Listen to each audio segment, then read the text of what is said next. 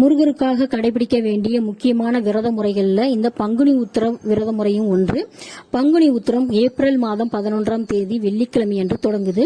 இந்த விரதத்தை நம்ம எப்படி கடைபிடிக்கலாம் அப்படின்னு பாத்தீங்கன்னா, சஷ்டி விரதம், தைப்பூச விரதம் நம்ம எப்படி கடைபிடிச்சோமோ ஒவ்வொருத்தரும் அதே முறையில தான் நம்ம கடைபிடிக்க போறோம்.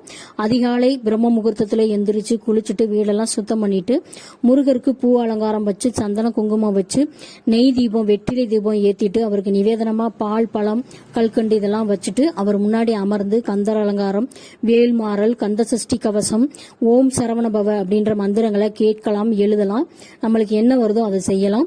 இந்த விரதத்தை நம்ம கடைபிடிக்கிறதுனால நம்மளுக்கு இருக்கக்கூடிய திருமண தடை நீங்கி நல்ல மணமகள் நல்ல மணமகன் கிடைப்பாங்க. குழந்தை இல்லாதவங்களுக்கு குழந்தை கண்டிப்பா கிடைக்கும்.